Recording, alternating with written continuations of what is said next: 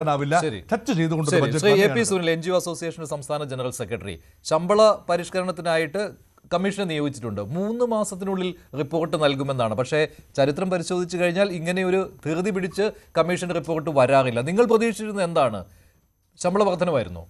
ഈ budget speech കേട്ടപ്പോൾ സർക്കാർ ജീവനക്കാരെ ഇത്രയും കാലം അകറ്റി നിർത്തിയിരുന്ന ഒരു സർക്കാർ ഒന്ന് പിടിച്ച് ആലിംഗനം ചെയ്യുന്നതായി അഭിനയിച്ച് കാണിച്ചു എന്നേ ഞങ്ങൾക്ക് പറയാൻ പറ്റൂ. കാര്യം നേരത്തെ ചോദിച്ചതുപോലെ ശമ്പള പരിഷ്കരണം 2024 ഞങ്ങൾക്ക് കിട്ടേണ്ടിയിരുന്ന ശമ്പള പരിഷ്കരണമാണ് 2 വർഷം വൈകി. തെരഞ്ഞെടുപ്പ് കൺമുന്നിൽ നിൽക്കുന്നു. ഇനി 2 മാസം തെരഞ്ഞെടുപ്പ് പ്രഖ്യാപിക്കാൻ. നേരത്തെ ബഹുമാനപ്പെട്ട ധനകാര്യ വകുപ്പ് മന്ത്രി തന്നെ പറഞ്ഞു, ഇനിയൊരു ശമ്പള കമ്മീഷനെ വെച്ച് സമയം കളയുന്നില്ല, അതിന് പകരം ഒരു കമ്മിറ്റിയെ വെച്ച് ജീവനക്കാർക്ക് ഗുണകരമായ രീതിയിൽ ഈ ശമ്പള പരിഷ്കരണം നടത്താനാണ് ഉദ്ദേശം. പക്ഷേ അതിൽ നിന്നും മലക്കം മറിഞ്ഞുകൊണ്ട് ഈ അവസാന നിമിഷത്തിൽ ഒരു ശമ്പള കമ്മീഷനെ പ്രഖ്യാപിച്ചു. അതിന് ശമ്പള കമ്മീഷന് റൂമുണ്ടാവണം, കെട്ടിടം ഉണ്ടാകണം, ഫർണിച്ചർ വേണം, കാറ് വേണം, എല്ലാ സാമഗ്രികളും ഒത്തുവരുമ്പോൾ തന്നെ 3 മാസം പൂർത്തിയാവും.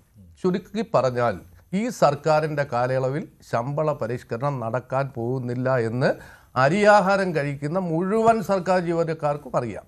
അതുമാത്രമല്ല, ഈ ബഡ്ജറ്റിൽ നേരത്തെ സാറ് സൂചിപ്പിച്ചതുപോലെ അലോക്കേറ്റ് ചെയ്തിരിക്കുന്ന തുകകൾ ആകെ ഇതിനകത്ത് ജീവനക്കാർക്ക് വേണ്ടി മാറ്റിവെച്ചിരിക്കുന്ന ഒരു തുക മാർച്ച് മാസത്തിൽ തരുമെന്ന് പ്രഖ്യാപിച്ചിട്ടുള്ള കുടിശ്ശികയായ 13% DAയിൽ 5 ഗഡു DAയിൽ 1 ഗഡു 3% അതിനുള്ള തുക മാത്രമാണ് അലോക്കേറ്റ് ചെയ്തിട്ടുള്ളത്. അതുകൊണ്ട് അത് കിട്ടുമെന്ന് നമ്മൾ പ്രതീക്ഷിക്കുന്നു.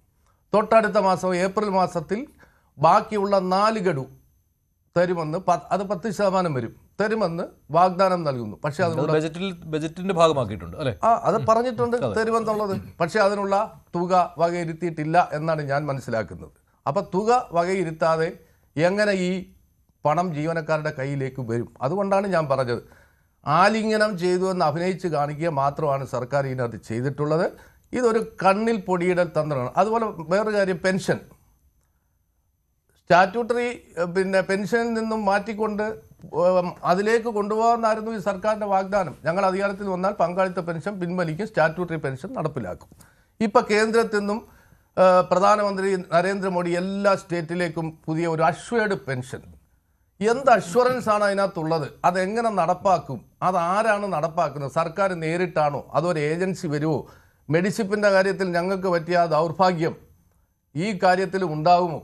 ഈ കാര്യത്തിലൊക്കെ ആശങ്കയാണ്. മെഡിസപ്പ് ഇതുപോലെ സർക്കാർ മേഖലയിൽ നടപ്പിലാക്കാൻ ഉദ്ദേശിച്ച ഒരു പദ്ധതി ഓറിയൻ്റൽ ഇൻഷുറൻസ് കമ്പനിക്ക് കൊടുക്കുന്നു.